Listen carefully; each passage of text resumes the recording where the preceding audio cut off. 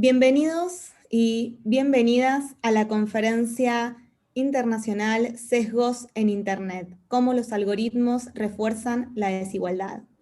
Mi nombre es Soledad Arregues y seré la hosteadora del evento, organizado por la Secretaría de Investigaciones de la Facultad de Ciencias Sociales de la Universidad Nacional de Lomas de Zamora.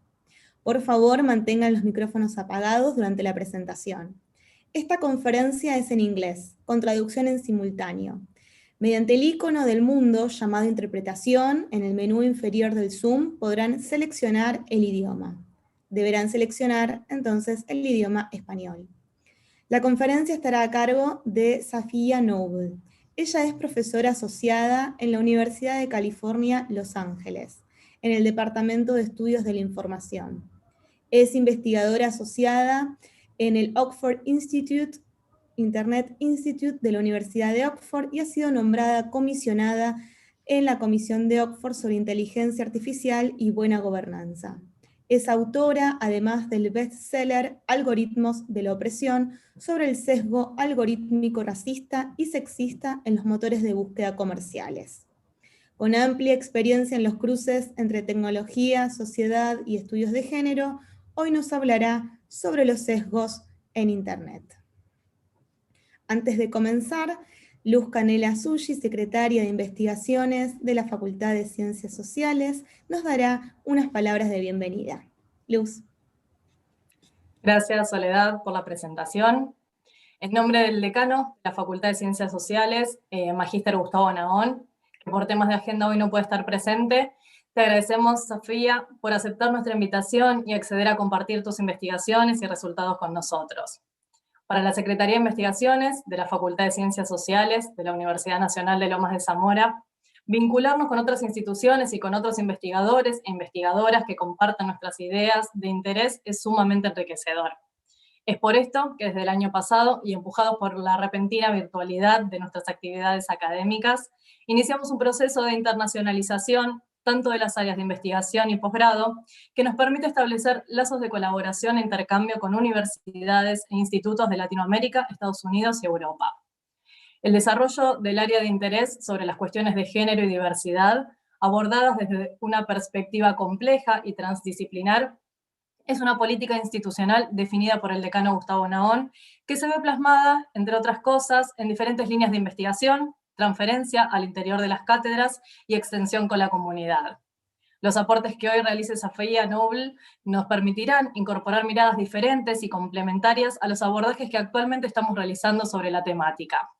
Al mismo tiempo, que iluminarán posibles vías de acción e intervención a fin de continuar construyendo sociedades más justas e igualitarias. Gracias a todos y a todas ustedes por participar y gracias nuevamente, SAFIYA, por visitarnos en Lomas.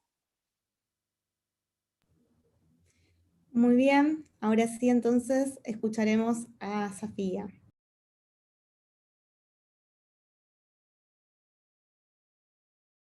Thank you so much. It's such an honor to be here and to participate in this conversation with you.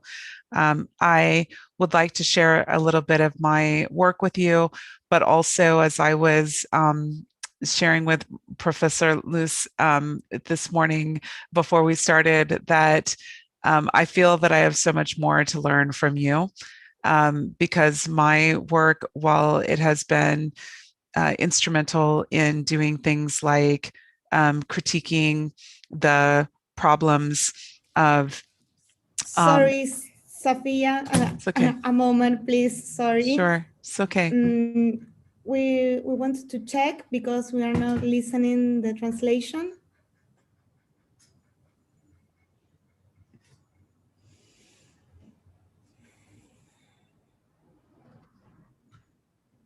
Yes. Yes, so please, SAFIYA, can we start again? Sorry. It's okay. Thank you. Sure, no problem.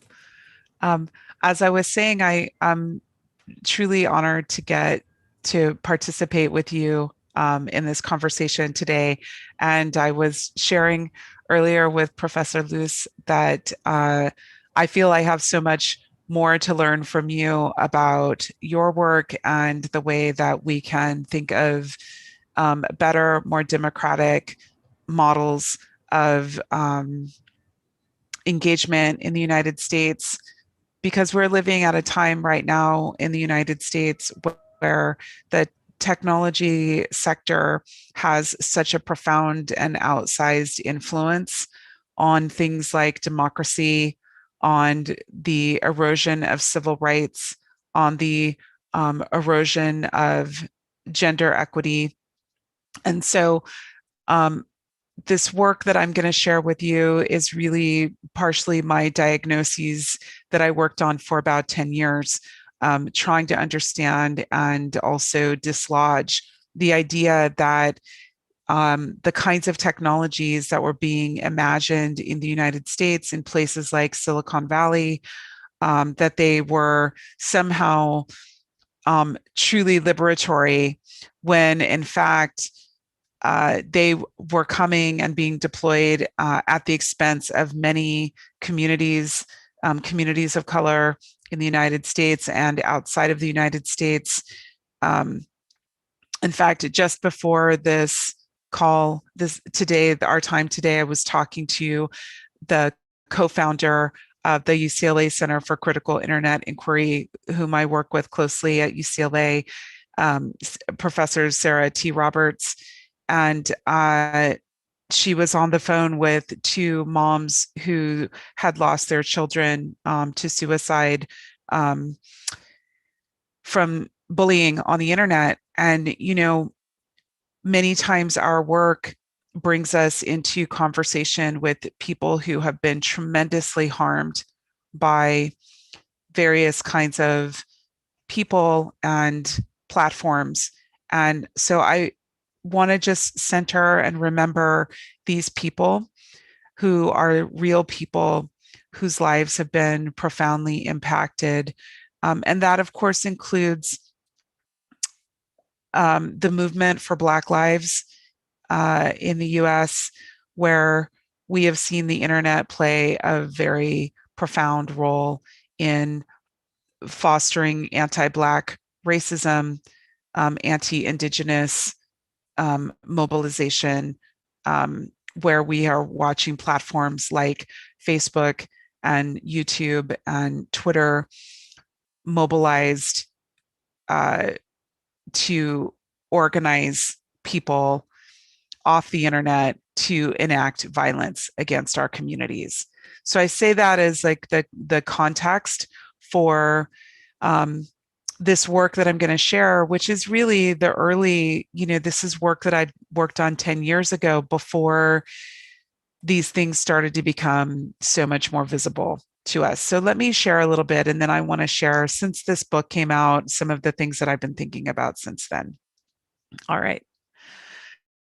So here are some headlines from newspapers in the United States and in Europe.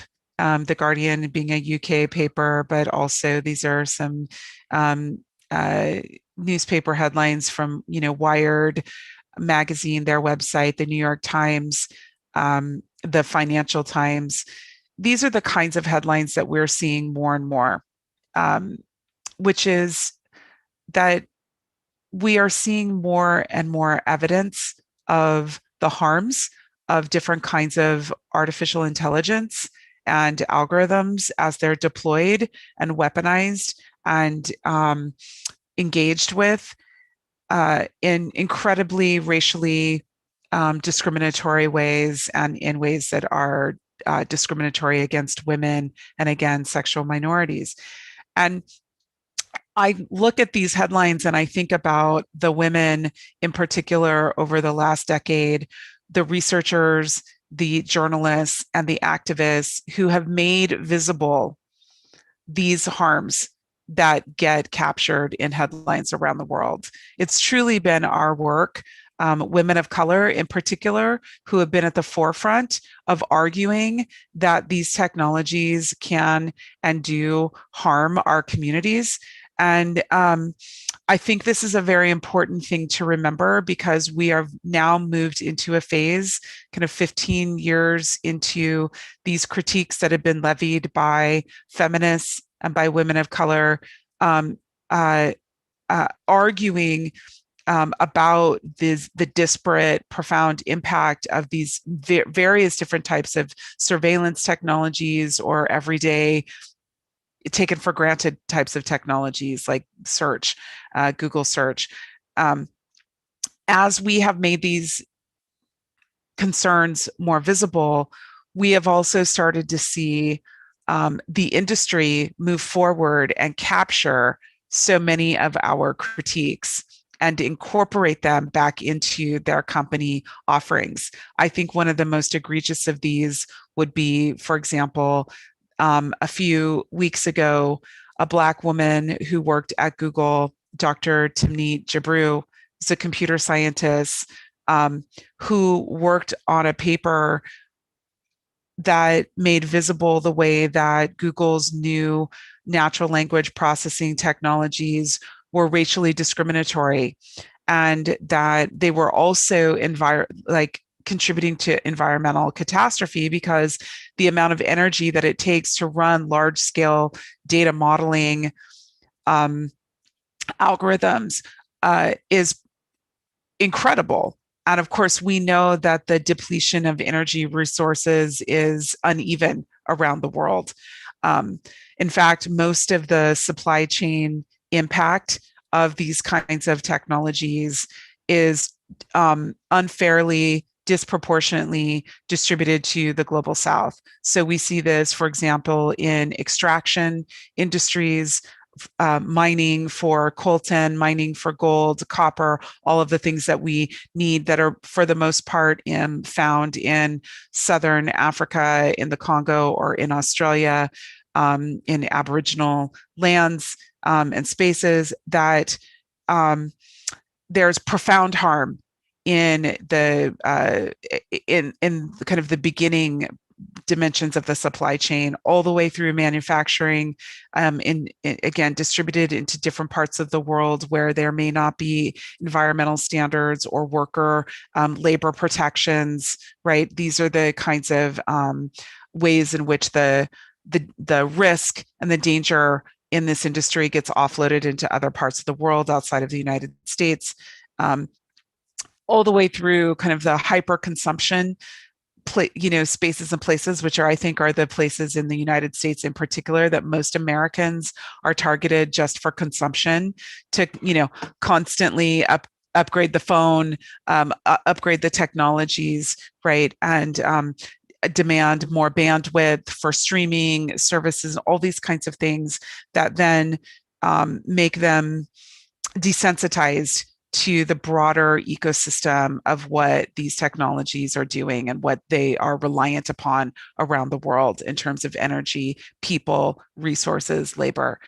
And then, of course, there's the disposal dimensions of these technologies. Where do they go when we're done with them? Well, they go onto barges and they are sent to places like West Africa, different parts of China, where there's, huge kind of industrial e-waste and other types of waste sites. So our work at the center, and as part of a chorus of critical scholars, has been to try to make these, what we think of as neo-colonial patterns of exploitation, more and more visible, and we're doing that against millions of dollars in marketing and advertising, promoting these technologies as purely liberatory, right, as like sites of freedom. And so these are the kinds of challenges that I think we're up against. But I will say that it has been an incredible breakthrough to see our work now show up in headlines like this, that really signal that the public is starting to become more and more aware that there's more to what these kind of false promises have been from Silicon Valley. I wanted to share with you also some other researchers. These are, for the most part, Black American researchers last June, when George Floyd, an African-American man, was murdered by a police officer, one of many, many Black people in the United States to be murdered by police officers. Many people in the tech sector and in the United States were trying to figure out how they could become more socially aware, more engaged with issues of racism in our society. And these were many of the books that I recommended to people who are interested in understanding a variety of points of view at the intersection of race and technology. So these are, for the most part, Black American. I think these are all Black American scholars who have been narrating in a long tradition of social justice around everything from the way in which Black teenagers get framed as digitally divided or as, like, you know, in a deficit relationship to technology, and resisting those narratives and actually understanding how Black people have been at the forefront of many different kinds of technology adoption, but also inversions and recreations and resistance to the ways in which these technologies get kind of foisted upon our communities. And this is where I think of Professor Andre Brock at Georgia Tech, who's written extensively about the phenomenon called Black Twitter. I don't know if Black Twitter is a thing in Argentina, but you might have something similar, which is where people of color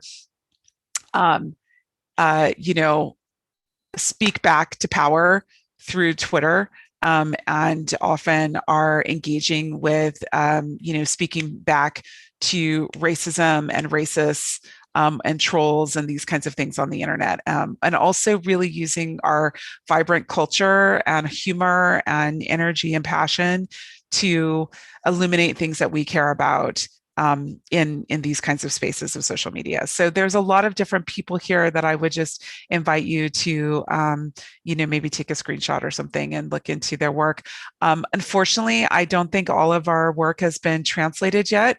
So maybe you can help us too in creating more demand for our work to be translated into Spanish, because we know there are so many Spanish-speaking Black people around the world, people of African descent who speak Spanish all over the world, and who speak Portuguese and who speak other other languages besides English.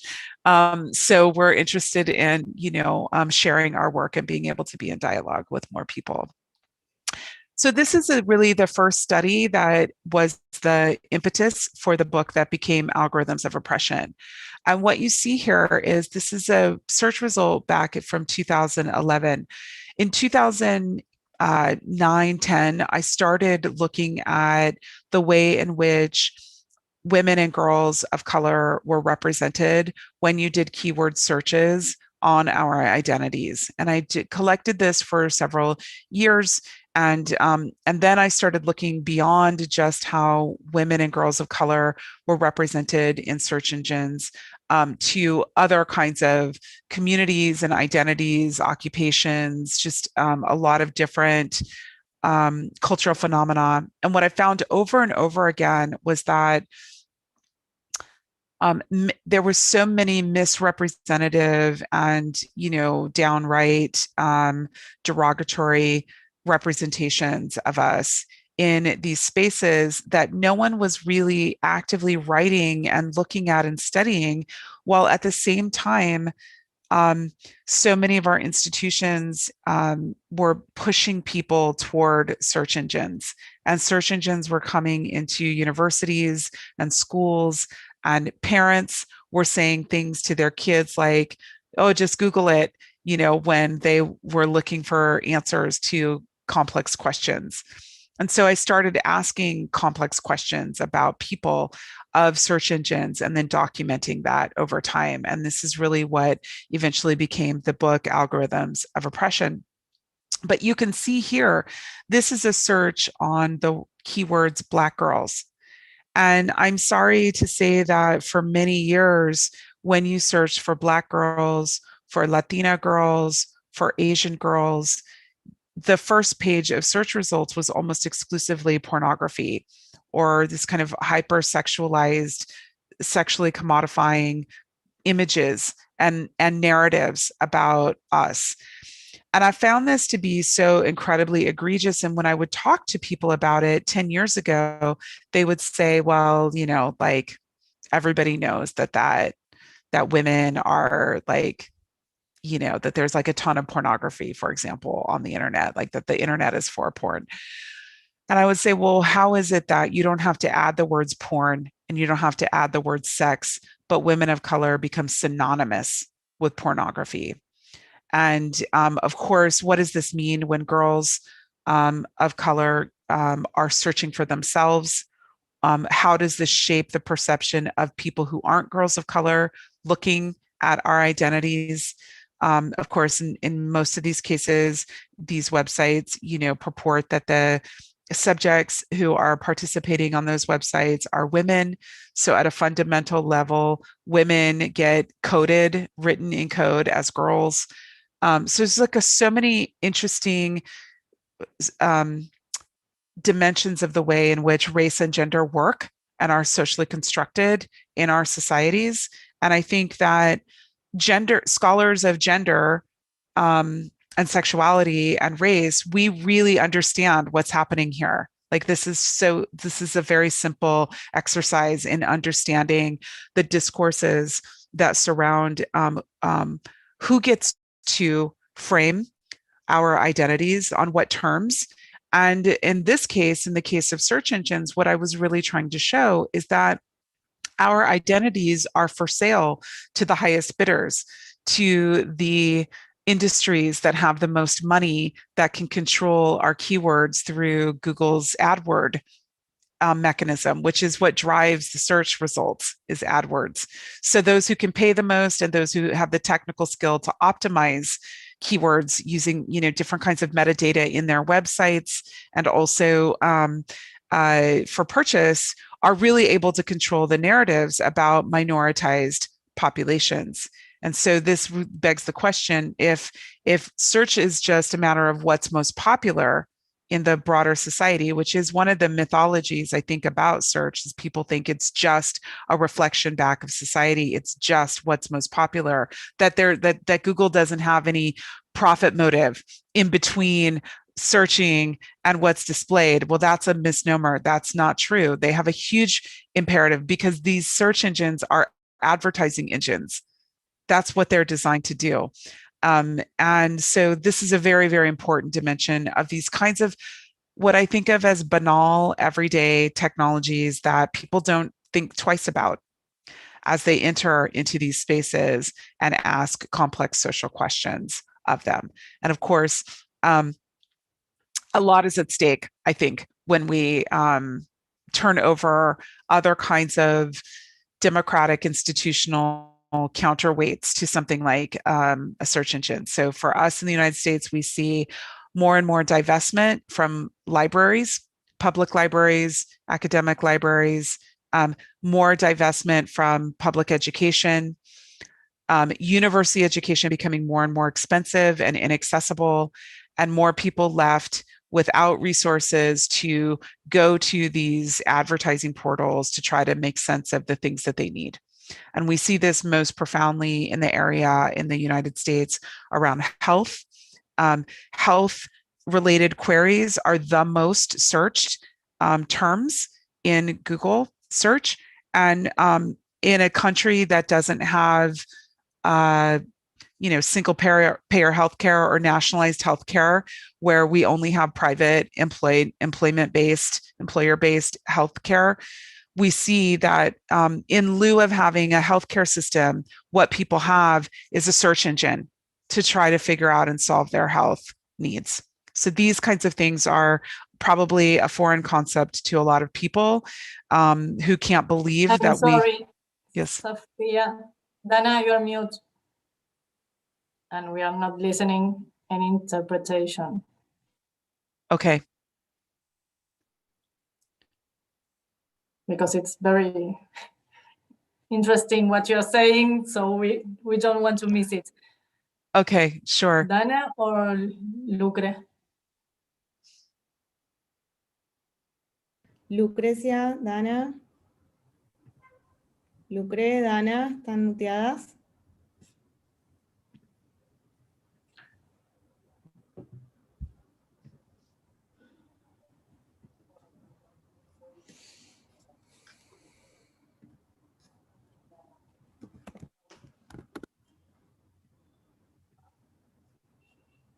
Dana, porque con vos, Dana, veníamos bien, y ahora estás muteada y no... Ahí las desmuteé. ¿Yes? Sí, perfecto.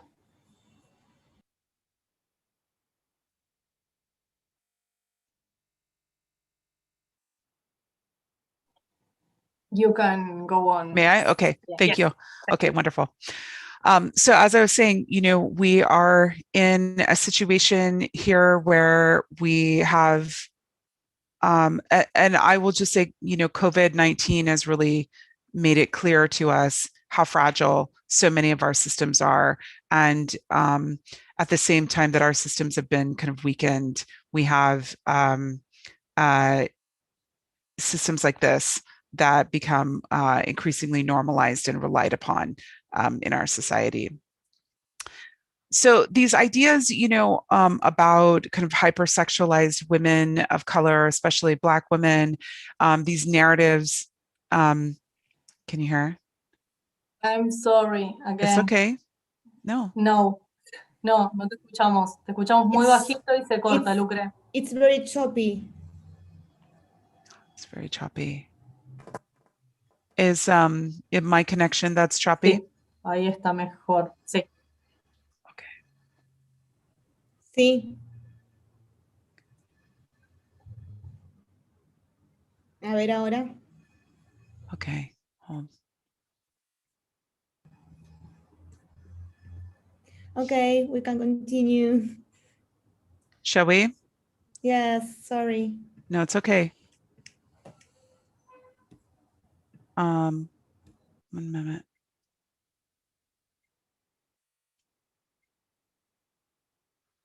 Sorry. Okay.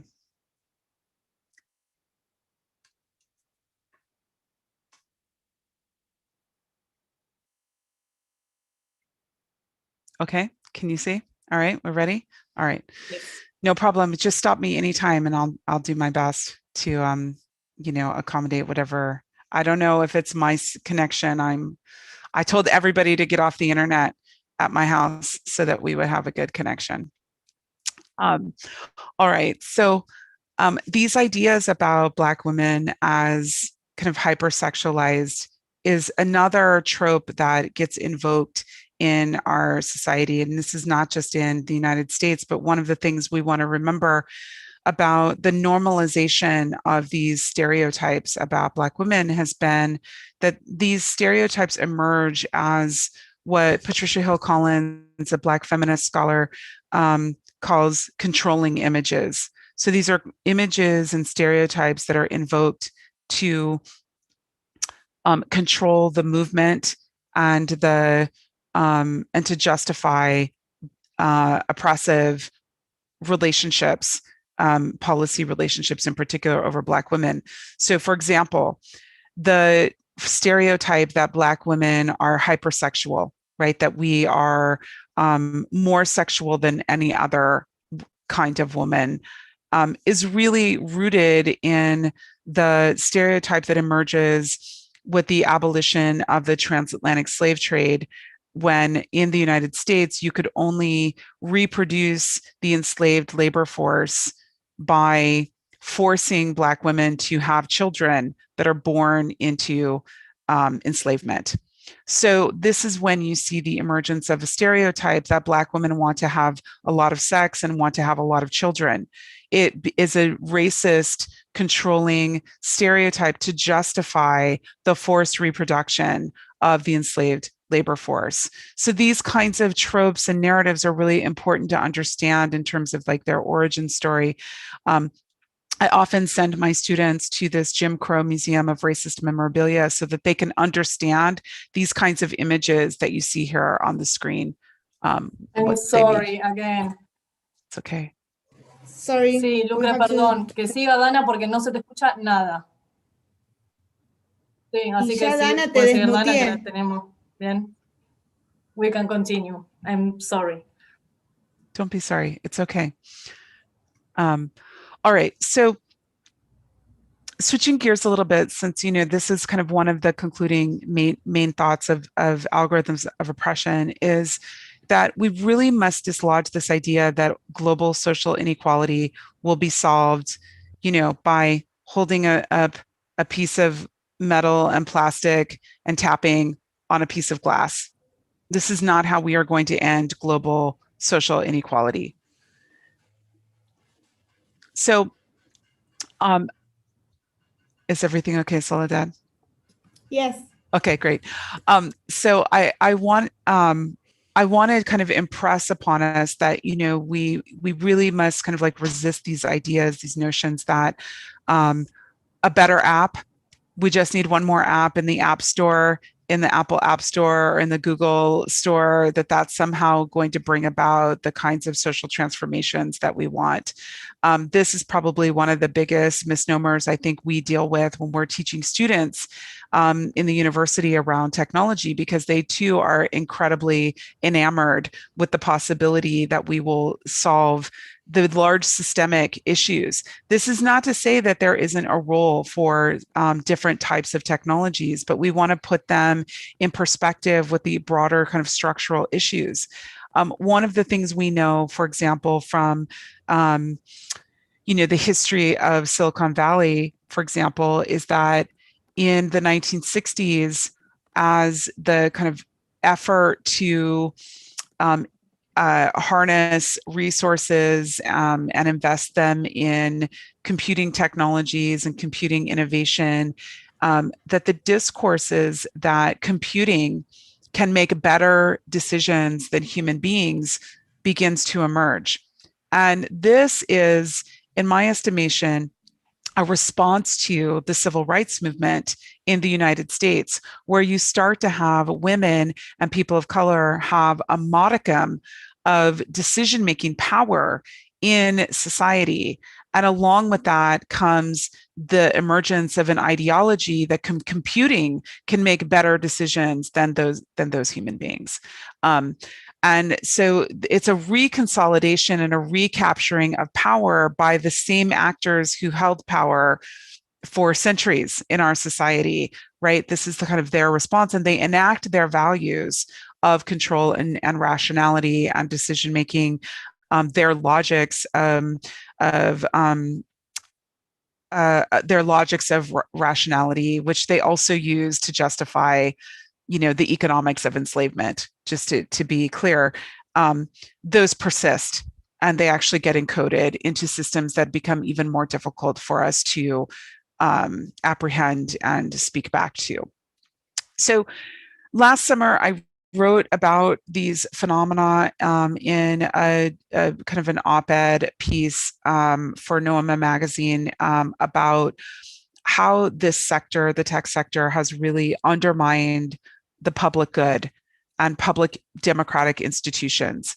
So, for example, the public university system, public education, public health, public media, all have been shown as so incredibly vulnerable during something like a pandemic, where we have seen departments close at universities. We are seeing that the austerity measures that are enacted are often targeting the humanities, the social sciences, gender studies, ethnic studies, the places where our epistemologies that are so important to bring to bear in the world are often the places that are first facing austerity measures. And one of the reasons that we are dealing with this crisis is because the tech sector writ large does not pay taxes. It doesn't pay anything into the system, but it fully extracts from every person who engages in those systems. It extracts from our universities. It uses our infrastructure, our roads, our airports, all of it. It creates housing crises through gentrification. And it pays nothing back into the systems to support our publics. And so these are the kinds of things that I think are absolutely crucial that we must, we've cracked the code. We've made it legible now for a decade that these technologies can harm, that they are discriminatory, that we have so much evidence now of the ways in which the predictive analytics predict, the worst of the past into the future. I mean, we have so much evidence now, but what we need to start thinking about is like, where will the repair, where will the restoration come from in the face of this? As I, bring this to a close, I'll just say that my work now is thinking about how do we create the paradigm shifts that we need around big tech in the way that we created paradigm shifts around things like big cotton or big tobacco. So, in the era of big cotton, it was predicated, of course, this includes early big tobacco for that matter. The narratives in our society were that we couldn't dislodge the institution of slavery because the American economy, indeed, maybe the economies of the Americas, were dependent upon slavery and colonization. And that to undo that system would create economic collapse, for example. And it was really, truly, I think, a handful relative to the larger population of abolitionists who really understood how to dislodge that narrative, but also work on policy and work on narratives and tell stories and collect data, even though we didn't maybe frame it as data, but collect evidence of the wrong and the harm that came from building economies based on institutions of slavery. We still are doing that work, I think, around occupation, which is much, much harder, has been much, much harder to apprehend and deal with in terms of colonization and occupation. But that is, of course, an issue that we must keep at the forefront too in our imagining of a different set of social relations. I mean, I'm here speaking to you from the San Gabrielino and Tonga people's land, which has not been ceded. And it is where I live and work. And I'm the descendant of an enslaved, of enslaved African peoples and of colonizers. And so, how will we reconcile these histories that we inherit and as we imagine toward the future? In a more contemporary, and I know many of you will relate to this who are my age, who are Generation X or older. When I tell my students that probably when I was born, the doctor was smoking a cigarette in the hospital, and I'm sure my mom chain smoked 2 packs of cigarettes right from the hospital bed after she pushed me out, my students don't believe it, but believe it, it happened. So how did we change the narrative about smoking and tobacco and the secondary harms and the tertiary harms that came from that industry? We know for a fact that many big tobacco lobbyists and executives went to work in the tech sector to figure out how to make these technologies addictive and how to make them ubiquitous, how to glamorize them, make them seem cool. All the playbooks from big tobacco have been deployed through big tech. And so this is really, I think, an important moment for us before we move into a space where so many of the decisions that affect our lives are completely driven by predictive analytics and narrow artificial intelligence. I mean, I think there's a tremendous amount at stake. So I'll just close here by saying, we have more data and technology than ever. This was the promise. The promise was that if we had more data and we had more technology, we would solve the issues. We would democratize more things. We would flatten global inequality. But what we know is that for every year that we have kept record of global economic inequality, every year is worse than the year before. And every year we have more data, and every year we have more technology. So we have to ask ourselves about the relationship between those, the increasing, exacerbating haves and have-nots, There was an important study from the UK House of Lords a couple of years ago that predicted that by 2030, the top 1% of wealth holders in the world would own 2/3 of the world's wealth. And we find that absolutely untenable as a trajectory for the world. And so maybe I'll leave it there and give us time for a conversation and just say that we stand in partnership around these concerns. I know that we have many different kinds of, language barriers and time-space barriers, but I think that, these conversations about technology, to me, are conversations about the values we hold, about the kind of world we can imagine. The people who stand to lose the most, to me, are children, are women, are communities of color, people dispossessed of varying kinds of resources. And we have a responsibility, I think, to turn our attention to how we can apprehend that rather than think about how to make more perfect algorithms that are better. I don't think that's the solution. I think these are policy questions and these are political questions that we have to wrestle with. Thank you.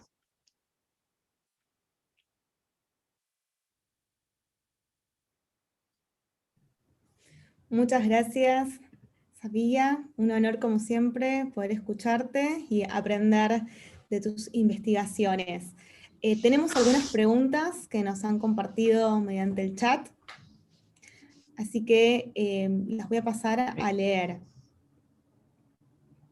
¿Me estás escuchando correctamente? Yes. Perfecto.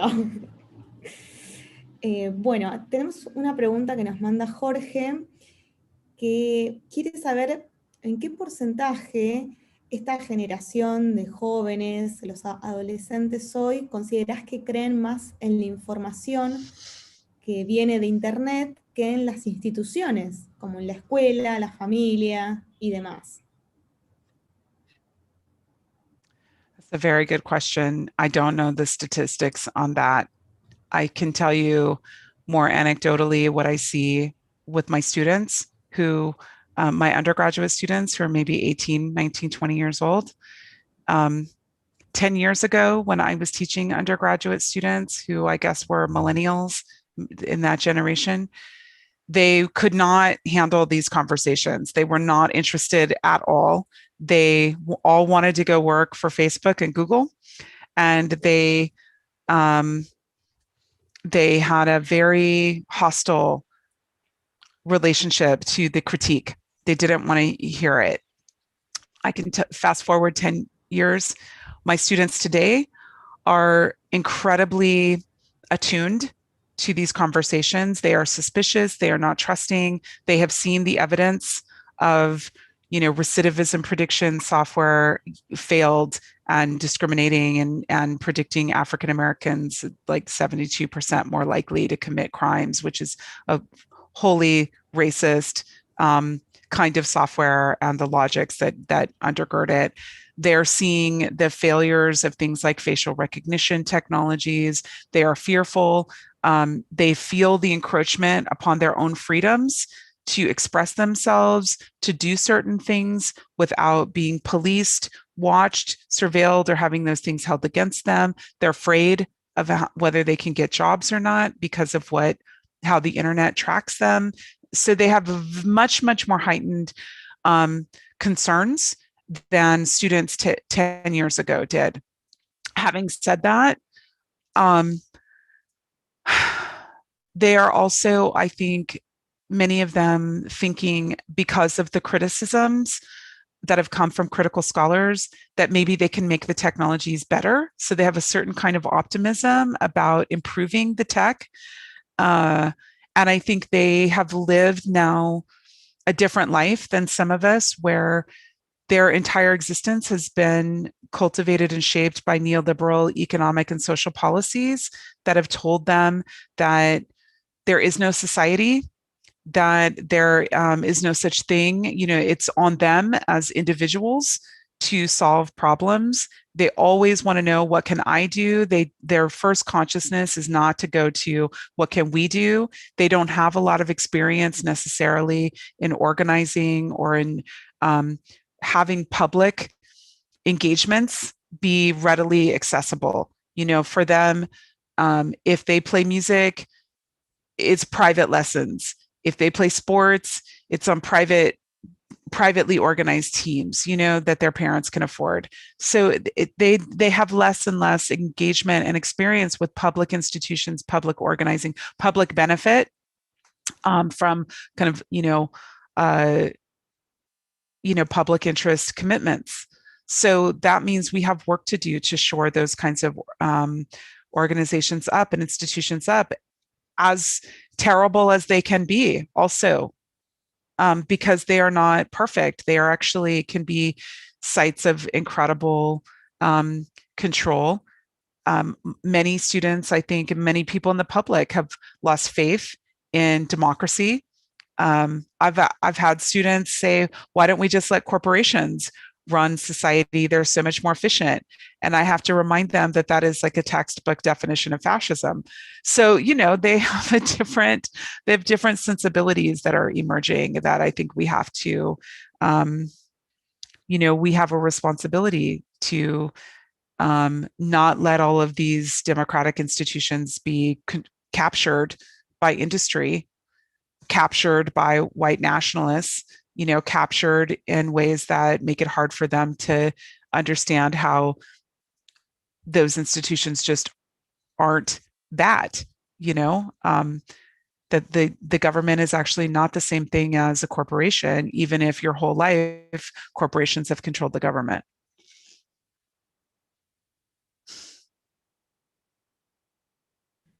Bien, bueno, justo una pregunta que nos llega de Martín relacionada con estas cuestiones de las instituciones y la democracia, pensando en los sucesos que hubo con el expresidente Trump y sus redes sociales.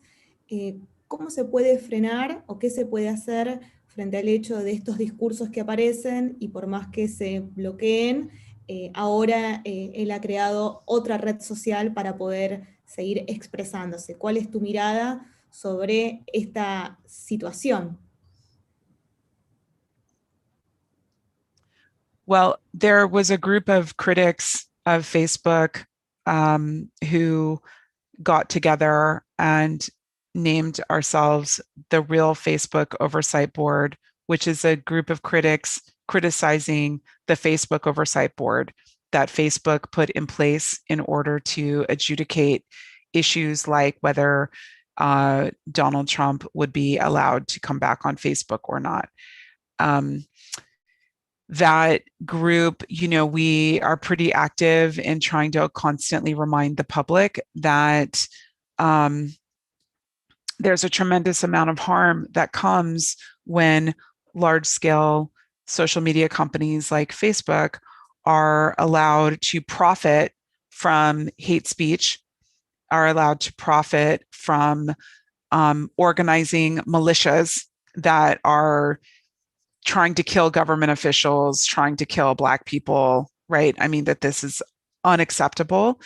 And we try to keep that pressure on and remind Facebook that there are specific actors, people in the world who have learned how to weaponize their platform in service of hateful ideologies. And this is beyond the United States. And so, yes, we did see also yesterday that former President Trump has developed a new blog and using, a fairly clunky technology to try and have his followers repost his content through their accounts onto Twitter. Twitter shut that down. It was up for a while, and then Twitter took that down or is working to try to disable that kind of workaround. So, I think that, my own feeling, irrespective of how I feel about the former president or not, I think that we want to remember that these companies are not the public sphere. These are privately held companies, or they're publicly traded companies that have a responsibility, for example, to not allow injury to consumers of their products by law. They cannot engage in practices that are harmful to the public. So I think that's a really important thing to keep in mind when we talk about whether your platform is related to like a public square, which is one of the ways that many people try to frame Twitter or Facebook, or whether it is an advertising platform, a product in the marketplace that cannot be used to cause consumer harm or injury. So those are like some of the ways in which we are talking about what happens there, because then it really, I think, gets us to a bigger place than just one person. Although that one person has a lot of influence, there are still thousands and thousands, hundreds of thousands of people who use these technologies to harass women, to bully children into horrible situations. I'm on the board of a group called the Cyber Civil Rights Initiative, which has worked actively to stop the spread of what we call like revenge porn or non-consensual pornography of women and children into sites. This is very, very important that we understand that it is dangerous to people in their lived, in their lives to be targeted, harassed, flamed, trolled, stalked, and that these platforms have a responsibility. That person happens to be a person who mobilizes a lot of people who do that kind of activity. But I think we should read it in those terms of like a broad set of practices that are dangerous in many societies around the world, including calls for ethnic cleansing, calls for genocide. I mean, they really are, there's a large swath of different kinds of injuries that we need to attend to. And these companies should not be able to, again, profit and grow from allowing those types of activities. That's my view of it. And that would encompass many, many more people than just, politicians and former politicians.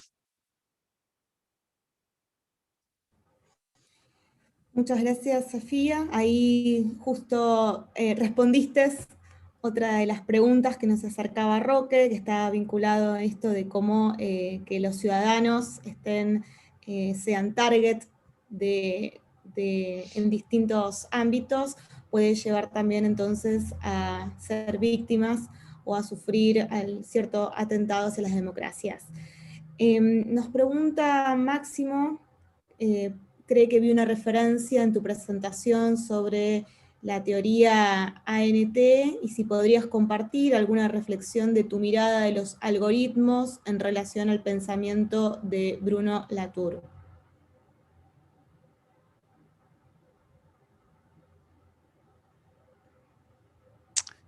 No, I don't think I mentioned that theory, but I don't really foreground a lot of that kind of like, I don't know, I think of like social informatics kinds of theory, but so I didn't really talk much about that.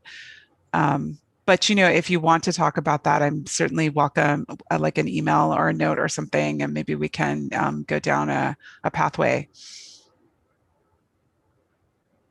Una confusión entonces en la presentación. Sí, entonces sigo con otra de las preguntas, que frente a esta situación que nos planteas, ¿cómo se puede romper con estas burbujas o de algún modo escapar del efecto de los algoritmos?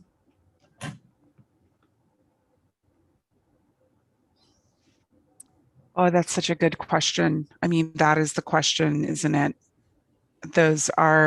They are becoming so ubiquitous, and there are so many different types of automated decision-making models that get placed into all kinds of spaces and places.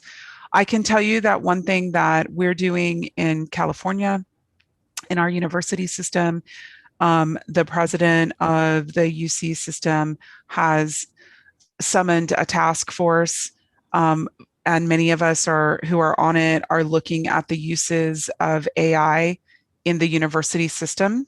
And we're kind of looking locally, and I think then trying to share out things that we learn in other kinds of institutions.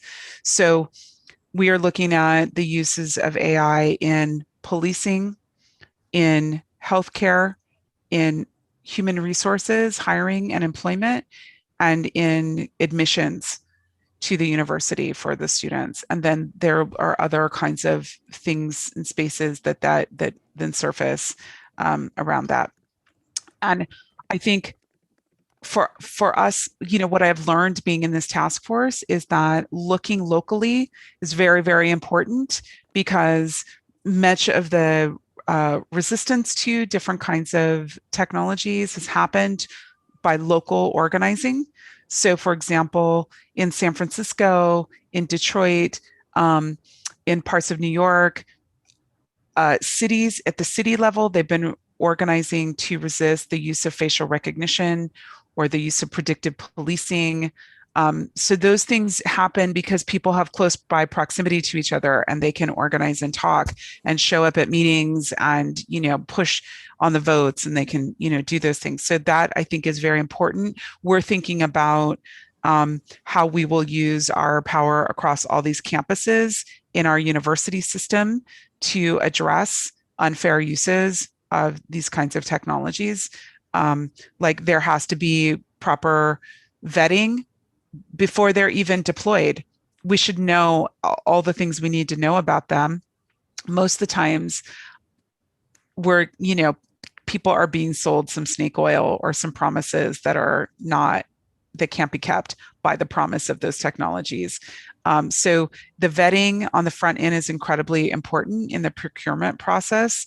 And then the constant oversight and monitoring, if they're using, for example, unsupervised machine learning algorithms where they're just looking for patterns in an unstructured way, and then using whatever pattern recognition comes from those data sets to then better to inform the way the algorithm operates. And we can see this, for example, could be a nightmare in university admissions, where you start looking for what the ideal student looks like. And then all of us who were working class, who had to work jobs while we were in school, had to take care of parents, or kids, or all these things, we are not ideal, let's say. So then those students start to fall away if you use those kinds of predictive patterns and tracking. So all those kinds of things, I think where we are is a very powerful way to interrupt and disrupt and push back, because we have a heightened level of local knowledge about a system or the environment that we're in. So we really know what we're talking about when we're pushing back.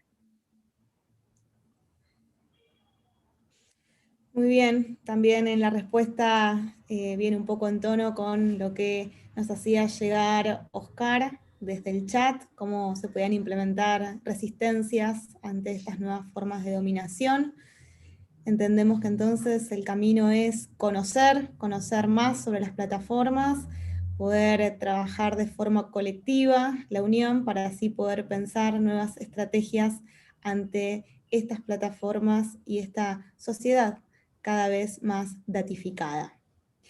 Muchas gracias, SAFIYA, por brindar esta conferencia. Muchas gracias a todos y todas por participar. Dejamos que se despida entonces SAFIYA con algún mensaje final y será hasta la próxima.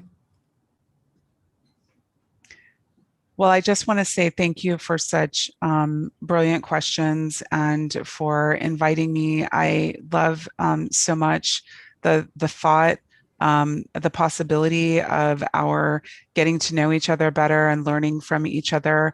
I will tell you that the things that have transformed my life and made me better understand what's possible in the world has been from traveling to places like Cuba and Ghana and places outside of the United States, where people have stronger and more different histories of human invention and ingenuity and understanding about what a beautiful quality of life could be like for human beings and for the earth and its inhabitants. And so we're in solidarity with you in your research in this area. We're a resource for you and with you, and we look forward to strengthening our friendship and our exchanges in the future. So thank you so much for the invitation.